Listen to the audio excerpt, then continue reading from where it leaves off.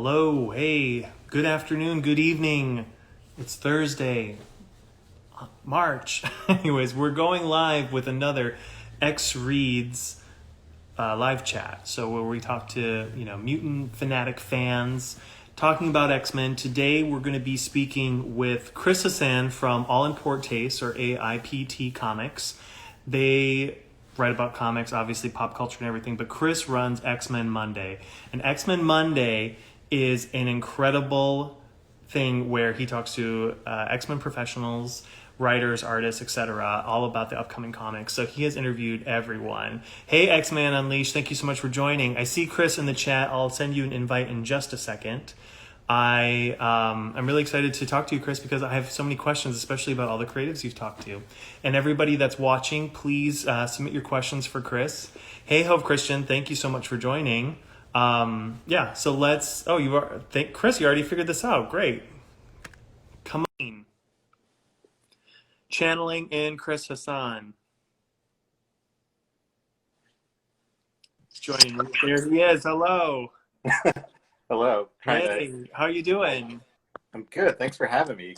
My pleasure. Are you kidding me? I just realized my AirPod's not connected, so who cares? Anyways, yeah. Can you hear me all right? Yeah, you forced me to come into the 21st century. I've never done anything like this before. Oh, really? Oh, yeah. No, this is Instagram Live. Awesome. Yeah. Absolutely. Yeah. So, no, I'm excited that you're here because well, first of all, you've been a supporter of our podcast. So thank you so much. Everybody that's watching, Chris wrote a great article and interviewed us about our chat with Lenore Zan way back in episode 9. She was our very first special guest, and that was a very special moment for us because I grew up watching X-Men, the animated series. I don't know about you. Did you watch it growing up? Okay. Yeah, I mean, I think that's how I got into X-Men. I think I watched the Phoenix Saga when it was like the whole week special thing, and my older brother, he's 6 years older than me, he obviously read some X-Men comics and had like the Marvel trading cards. So from the Phoenix Saga cartoon, I wanted to know more. I was instantly hooked, and I started going through the trading cards, and it's just kind of that fun of being a 90s fan where, like, you go to the mall with your family, you go to the comic store, and you'd see all these issues up on the wall, and you're like, I know Cyclops, I know that character, I'm going to read that one. And I remember the biggest thing from being a kid was like trying to figure out the Claremont continuity in the trading card images, because I knew the characters from the cartoon, and I remember Rachel Summers had like short hair in like one of the cards, and I was like, wait, that's Phoenix? Why does Jean Grey look like that? So I ended up piecing it all together. But yeah, sorry, I derailed you. No, that's totally true because I also was introduced to X-Men through the animated series. I think I had read a few comics before that, but it was the animated series that got me in. And of course, that got me to the toys, and the toys that had the cards inserted behind the toy. And then you started collecting the cards. I remember being obsessed with the cards as well. And that's how you got to introduce so many characters. And it's funny because I think in my brain, I remember reading the characters in comic book stories, but really it was me remembering the cards and remembering their backstory and stuff from those. I remember what a big deal it was to like the different sets would come out every year. Like, I think the Fleer Ultra were my favorites. Those were like the really thick cut cards, and like how expensive they were. Like, they come in those like really like premium packages, and yeah, it's now I want to go look at my cards after this. Yes. Well, speaking of, it's so funny. I'm actually I've got my binder full of cards right here. So I have them all done up, but I do it by character. So like here's my Rogue page. People like to collect them in series. I collect them in like characters. Awesome. That's that Jim Lee set, the blue cards, that is something I only have like 1 or 2 of those, and I really need to get a set of those. I don't know why, but every one is like a work of art. Oh God, I know. Well, you got, honestly, it's not that expensive on eBay. You can get a full set for like $60. But so I definitely recommend going for it. Chris, go grab your cards. I've got my art behind me. These are my 2 pieces of X-Men original art. So I've got the X-Men Blue #3. That was my first piece I bought by Jorge Molina. I got a New York Comic Con, the last comic convention I ever will go to. And then this one over here was a gift from Dave Brook from Adventures in Poor Taste, AIPT, who's actually in this chat right now. But that's from X-Men 16, I think, by Hickman and Mahmoud Asrar. Really? Wow. Yeah. What an He, awesome gift. I would love something like that. I don't have any original, yeah, pages like that.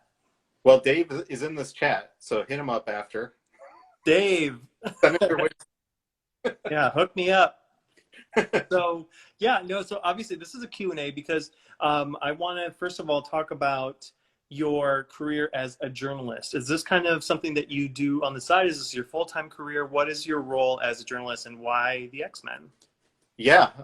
No, my full-time job, I'm a creative director in a marketing agency Mm. uh, in Boston. So yeah, nothing to do with X-Men, but I did do some journalism in college, and I did some freelance writing journalism for like local magazines after college. So I do have a little bit of journalism background, but the X-Men stuff, yeah, so Dave Brooke, who I just mentioned, he's a co-owner of AIPT. He and I have been friends since college, and he, told me about the site that he'd been working at. And this is going back probably like 2018, maybe. Hmm. Um, and I just decided, I've always loved comics, and I decided just to join the site and just kind of contribute like essays and stuff like that. And then, yeah, like it's very addictive. Like I'm sure, as you know as well, like when you get to play in the sandbox, like the stuff you love. And so, yeah, I think the first like X-Men related interview I did was like Cullen Bunn when he was doing X-Men Blue.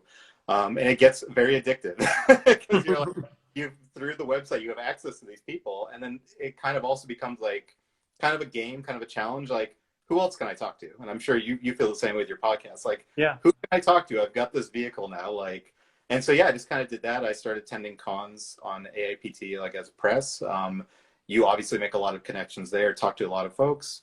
And then kind of how I got into like just writing about X-Men, which has become like a second job, like outside my other job. Like it takes up a lot of my time, but I love it. In 2018, before they relaunched Uncanny X-Men with X-Men Disassembled, Hmm. we did. I just had the idea like let's do an X month, and it was like with all people from the website talking about all facets of like X-Men fan culture and talk to creators. That was the first time I talked to Jordan D. White, the X-Men senior editor. I just reached out to him on Twitter. I said, can we do an interview?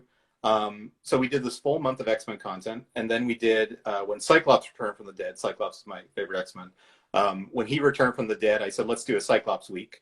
So we did that, did like interviews with Fabian Nicieza, different folks who've worked on Cyclops. And around that time, Marvel PR reached out to AIPT and said, would you guys like to do a weekly X-Men column with Jordan White, where you kind of take fan questions? So like, obviously, like as a longtime X-Men fan, like it's a dream come true. Like, yeah, like Amazing. so that's like been it though, like that. And now we've been doing it 100 weeks. So X-Men Monday 100 comes out next Monday. And it's flown by, but like, yeah, as you said before, like interviewing everyone, like it's amazing the access we have to all these X-Men creators and editors and artists, and there's still plenty like I haven't talked to. I think you've talked to Ann Nocenti and a few other folks that I haven't had a chance to, but it's just exciting. It's like every week is something new and trying to push the limits and just make it fun for X fans. So. Yeah, of course. Well, no, it's a super fun column, and you get some exclusive images from the books. And I know that you debuted that X Corp cover with Monet's Right. Hellfire Gala outfit before it came out in Entertainment Weekly. Like I know you guys get some cool leads on X-Men stuff. So if anybody is in the chat that wants to know, I mean, definitely go check out All in Poor Taste or AIPTcomics.com. It's Adventures. So it was originally Adventures in Poor Taste. Oh, Adventures in Poor Yeah, Taste. changed the name to AIPT, but that's what's so fun about the name, right? Like no one knows what it actually means. Oh, got it. I don't Like know why I thought it was all in poor taste. That's so funny. Anyways, AIPT Comics. yeah, Yeah, X-Men Mondays for sure to check out all of Chris's work. I mean, you've spoken with obviously Jordan D. White, Teenie Howard, Jerry Dugan, Benjamin Percy, Hickman. everybody. Yeah, love talking to Hickman.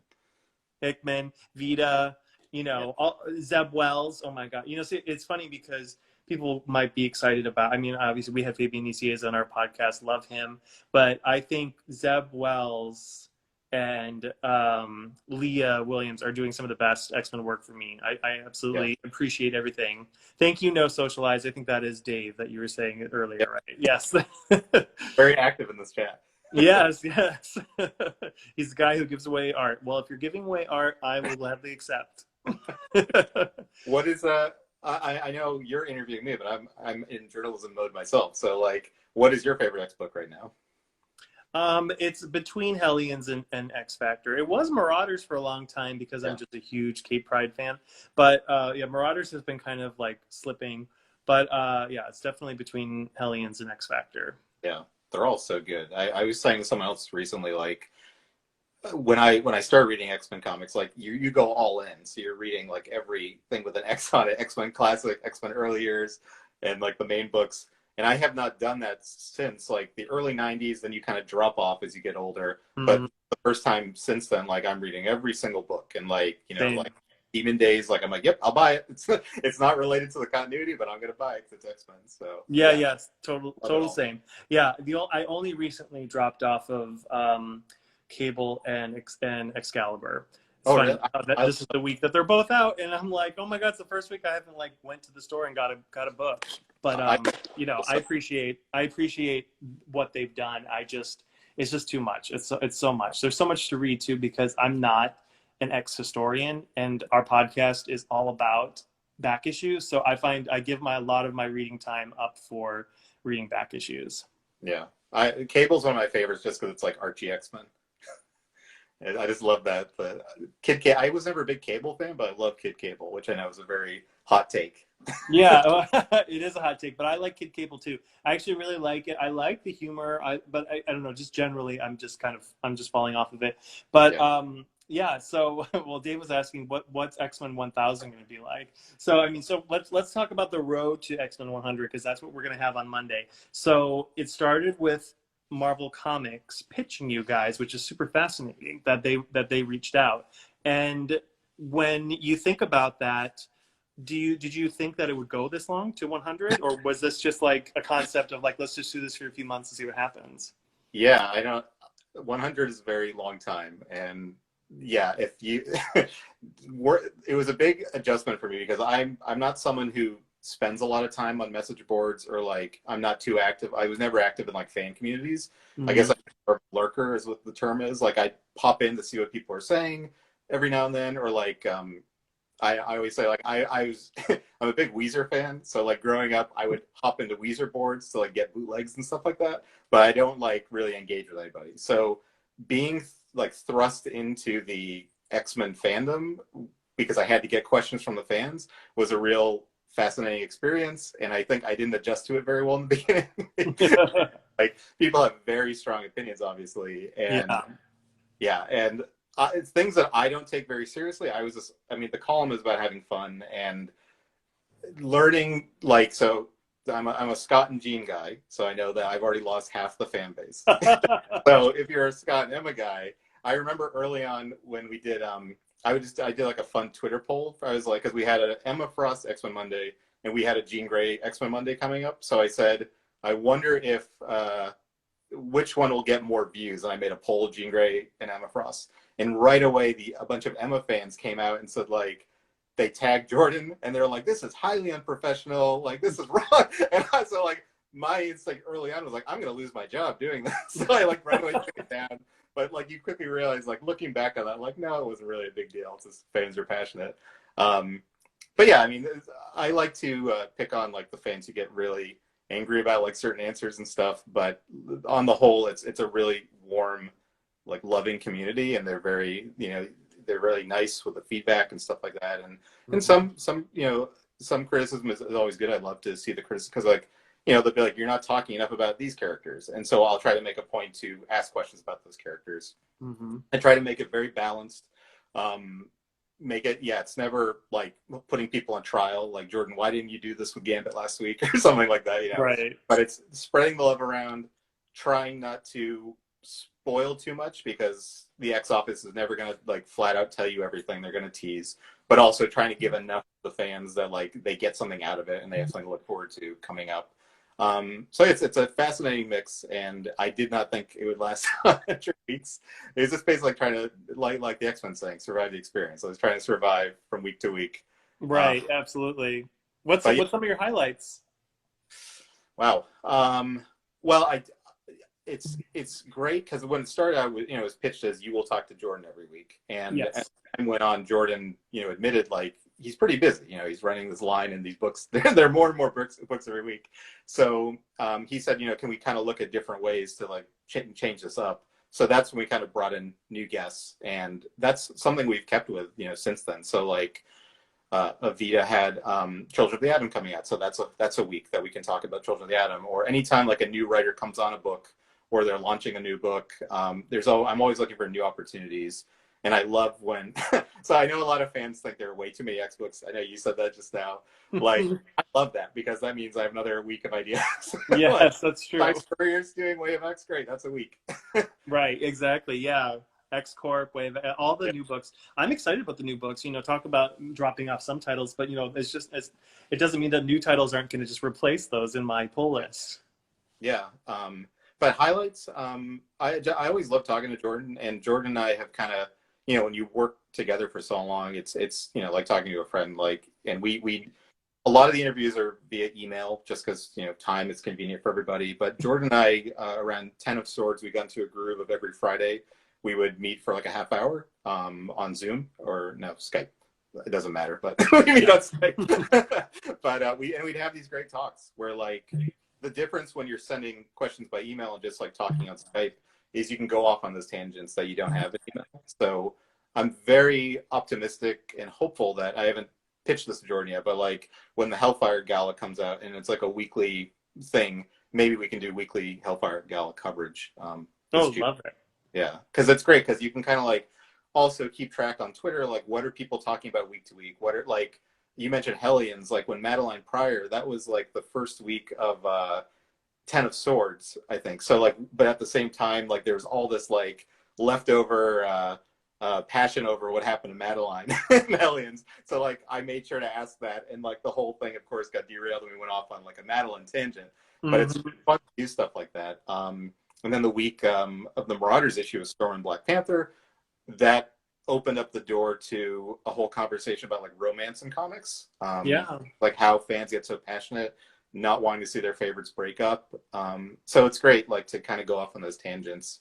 And one way that the column has evolved too is I like to think that like it started out very much straight, question, answer. And now we kind of have that ability to get a little more creative because we've been doing these for 100 weeks. Like, let's go in some different directions and let's like dig deeper into process of making comics and things like that. So I always say, if you don't like this week's, there'll be another one next week.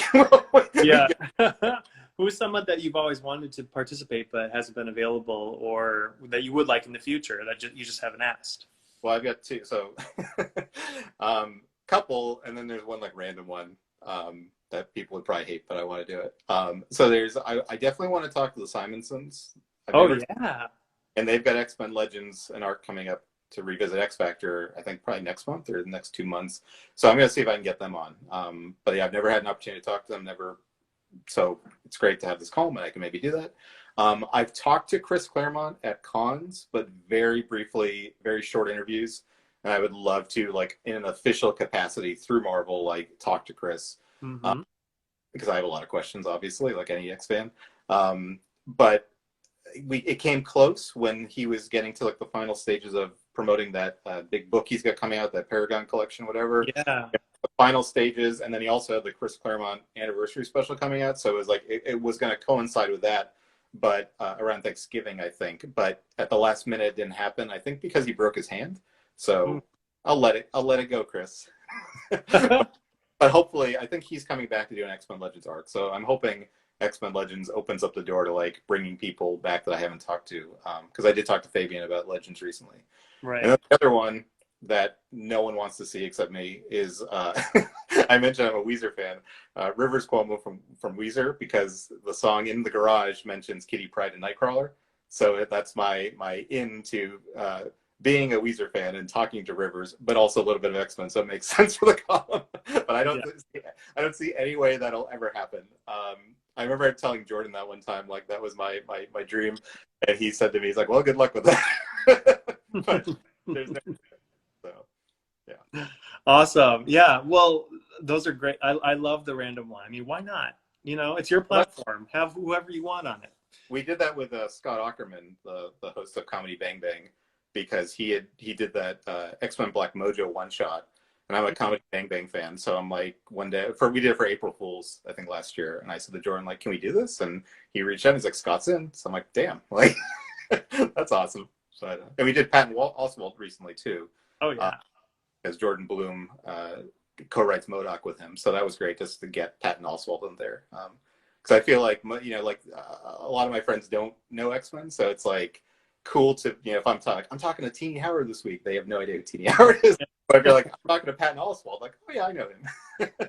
So, do you ever see X-Men Monday becoming more than just a written column? Do you see it becoming like a talk show or any sort of virtual capacity? I mean, if anyone wants to pay me the money to give me a talk show, I'd gladly do that. Dave, yeah. Are you still in the chat? I can help start and buy a studio. We're ready for it. Marvel Comics, we're ready for an X-Men talk show. Like, you have the couch and everything. You could be the Jimmy Fallon and have people come in and people have said before, like, can we do a podcast? Like, have you thought about doing a podcast? I don't feel like I have the stamina to do a podcast. Great for you that you do one. I just I can't recording. I don't like the sound of voice on podcasts. There's so much involved with it. I don't like wearing the headphones and everything. So I think I would give up very quickly. But well, as a now, podcaster and as a written column, and maybe by the time we get to X-Men Monday 1000, I'll take it on the road. We can do a stadium tour. Right. I love it. Yeah. I mean, I was saying, as a podcaster and as a Twitch streamer, I'm available to talk to X-Men professionals. So, the dreaded question, Chris, are you ready? Oh, no. I don't know where this could go. Let's hear it. Who is your favorite X character? Oh, Cyclops. I said that already. Oh, sorry. You're right. That's a hard question for a lot of people to answer. Okay, so who's your favorite X villain? See, I almost said Magneto because Magneto is one of the greatest comic characters ever. But then by me saying him as a villain, I'm going to lose all the Magneto fans who think he's a hero. So I can't say that. I think let's go with Sinister, because Sinister, in Hellions, Zeb Wells has made Sinister so great. I don't know about you, but I don't really react to comics. When I'm reading alone a comic, I don't laugh or get angry or anything. I just kind of read it and turn the page. But there have been several times when reading Sinister scenes in the Dawn of X where I'm laughing to myself, which is a crazy experience. But yeah, I love what they've done. Yeah, I totally laugh reading Sinister dialogue or Sinister scenes from Zeb Wells. I think he really catapulted that character to just stardom for me, because I was kind of tolerant of him before, and now I just cannot wait for him to be in the pages. He's so different than the animated series, the Sinister we grew up with. But I love it. It's great. That is great. All right, what's your favorite book out right now that's currently Dawn of X or Reign of X? That's a good question. Well, I mean, I love the fun of Cable. I do enjoy the Hickman X-Men just because every issue is so different, kind of. And obviously, being a Cyclops fan, that's his home base, even though he kind of appears in everything. So I like following him there. I love Marauders. I do love Marauders. Hellions is great. Yeah, it's so interesting because I don't think there's not a favorite that I look forward to every month, because I think it's so interesting what they've done with the line, how they're all so interconnected, where characters pop up at the Green Lagoon in one book and then they cameo in another book. So it's you are reading this giant one single book over 4 to 5 weeks every month. It's a really fascinating thing. And I hope that the takeaway from the success of this era is that other Marvel and DC offices will adopt this approach to having the whole group work together like that. Because I think the Spider-Man office especially could benefit, where they have all these different Spidey books, but they all feel very disjointed. So I really, Avengers books, they should all kind of adopt this approach, in my opinion. I totally agree. Because we're a podcast of back issues, do you have a favorite or like even if it's not a favorite, but one that really made an impact on you of a back issue. Did I stump you, or are you frozen? You might be frozen. Let Chris, me can you let me hear read. me? All right, he'll come back. Can you? So yeah, Cyclops stands. Give a shout. All right, can you hear me now? Yeah. Can you? I'm looking.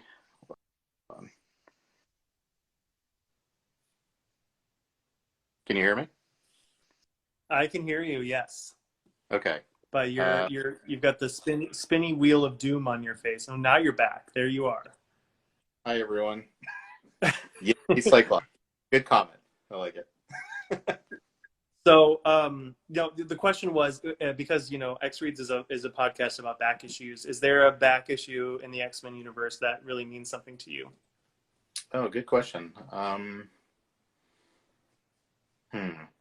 I think that it's a nostalgia thing, probably. Like when you like I said, like I came into the cartoon and the Phoenix Saga, so I gravitated towards Scott and Gina's characters because they're at the core of that story. So I think when I was a young fan, like learning my way into this world, and I started reading. My first issue I read was X-Men 39 by Fabian. It was the Adam X issue. It's a random issue. What a random first Yeah. issue! Wow. And then I jumped right into the Age of Apocalypse, which Oh was yeah. a real crash course in X-Men. So, but like, so I look back on, I'm like, okay, I know these characters, I like these characters, and then it's like going to the comic shop and buying those, classic X-Men issues with like, oh, there's Cyclops on the cover, I'll read this one. You're reading everything out of order, but I think the thing that I really remember is going to Toys R Us, and they used to have these collector packs. I don't know if you remember those, but they were like a pack of like comics and like a cardboard kind of little case, and they in the Toys R Us used to have like a whole row of them in the video game aisle. And I remember I got the one which was the Scott and Jean wedding like saga. So it was like Uncanny X-Men 308 through 310, I think. It's the Thanksgiving issue, and then the wedding issue probably was in there too. So that whole era I really love, and that story of Scott and Jean getting Jean proposing to Scott on Thanksgiving, just like a good feeling, warm feeling kind of issue. And it's like the X-Men. I think it was post Fatal Attractions and like Ileana's death, so it was like that. It was a very like nice, calm X-Men story. Mm-hmm. Yeah, probably one of those. Probably 308 or yeah. So yeah, but I Awesome. don't have any art from that. So Dave's still on. Yes. Well, yeah. I started similar. I started at Fatal Attractions. I think that was my first major arc that happened, and I remember being familiar with the characters because of the cartoon or whatever. Like watching Magneto pull the metal out of Wolverine was just such a dramatic moment for me as I think a preteen at that point. So it just was that was so crazy. And then going right into the wedding, I remember, and then into Age of Apocalypse. Man, I was so hooked. What do you have a favorite issue from the past? It's funny because now that we have been diving into so many back issues, I think one of my favorites is 244, which is the first appearance of Jubilee, because it's just such a fun, irreverent issue. I love Jubilee as a character, so I have a lot of love for that issue overall. But probably X-Men 25, the Fatal Attractions one where Magneto pulls the metal out of Wolverine. That one made like such an impression on me where I was just like, oh my god, the X-Men are the best. They're so dramatic. Yeah. um, well, anyways, I need to reread that. Yeah, yeah, that's definitely worth a reread. Well, and when you have Sorry, Fabian I'm delayed. next, Fabian on next. Yeah, we got a little bit of delay, but yeah, when Fabian Nicias is on next, talk to him about it. Because I didn't even really make the connection when he was on our show that he had done so many impactful issues for me. I mean, I knew that he had done a lot of them, but when I was going back and looking at his credits a little bit afterwards, I was like, oh my god, he wrote like all the issues that I loved. I loved Gambit and the Externals Mm-hmm. from Age of Apocalypse. Oh, we have a question here. Oh. Let's see. The most important question has been asked. What is Chris's thoughts on Warpath? It's from Warpath Dylan. Yeah, I like Warpath. I like I got the Warpath figure recently, so I got that. It was the last one I needed from that set. Oh, It's a nice. Got good your strong guy. giant figure. I like what Vita's doing with Warpath right now in New Mutants. I love New Mutants. I think it's really good. I was not a New Mutants fan growing up. I'm like revisiting all the Epic collections now and catching up. But I think the character work in that series is just so good, and how it focuses on like lesser known characters and those kids. And the same goes for X Factor with Leah. Like just the character work is so good in those. But I like Warpath more than Thunderbird because I don't know much about Thunderbird. How's Yeah, that? well, that Warpath's way better than Thunderbird. Just I mean, in attitude alone. Thunderbird's a big mystery of this era, like whether or not he's going to come back. We haven't seen him yet. Yeah, why hasn't he been resurrected yet? Though I thought we saw a glimpse of him, and they just I don't. Anyways, I could be totally off. For some reason I have a side memory of seeing him He in was like he what's was in that? the Green Lagoon spread. It looks like him from behind, I think, Hmm. in the water. You think they'd make a big deal But about? I know they tried to bring it up in that giant size Nightcrawler. yeah, I talked to Joshua Cassera, the artist of that Green Lagoon spread for X Men Monday, and he mentioned that there were a lot of teases in there that they put on in there on purpose. Like if you really analyze it, like Mister Sinister is up in the corner with somebody, but you can't see who it is, and there are like people coming in and out of the room. So yeah, we don't know what's real and what's not there. Interesting, interesting. Well, I just want to thank you so much for taking the time for this Q&A. I love, X-Men Monday, and congratulations on your road to X-Men 100, which is on this Monday, guys, which I guess is the 29th, March 29th. 29th, yep. Yeah, End of the so if you month. go to AIPTcomics.com, you can read Chris's column, X-Men Monday, get all the insight from all the writers, get nice sneak peeks at upcoming issues for books that are about to come out. It's a really great resource for X-Men fans. So everybody go follow Chris Hassan over on Instagram as well, or you're very active on Twitter. So that's Chris A. Hassan, is that right? Did I lose you again, Chris? I think our connection's not happening. Anyways, so Yeah, yeah. let me give me 1 second. Let me see if I can refresh it. All right, he's refreshing. I want to say goodbye to everybody. I want to get this right. Yes, please. There we go. Am I back? All right, you're back. Yes. Thanks for that plug. Also, well, thanks for having me. And then also, people should check out your podcast because I think the community you're building and the show, it's so inclusive. And it's what I like about your show is that, like you mentioned, you had Lenore. I don't remember her exact name. Lenore Zahn, right? Is Lenore that her name? Zan, yeah. Hello? Yeah, Sorry. Lenore Zan. Yeah. So it's like great that while I know that my column, like I'm very much focused on the present X-Men stuff, but it's great to see that you are focusing on like everything, like the voice of Emma Frost and the voice of Rogue, and then you've got Fabian and Nocenti. So it's so cool to see like there are all these different places for X-Men fans to go and get insight into this stuff. Because I mean, I think you and I remember like growing up, like I feel like we're on the same age. Like growing up, you read Wizard magazine and that was it. So it's so cool that there's all these like homegrown like journalists like just doing this stuff out there. So keep it up. Absolutely, absolutely. Yeah. Well, thank you so much. I appreciate that. Yeah. All right. Alrighty. Well, Yes. have a wonderful night. Thank you, everybody, for tuning in. We'll see you next time. Thanks, everybody. Check out X Men Monday 100. Yeah. Bye. Bye.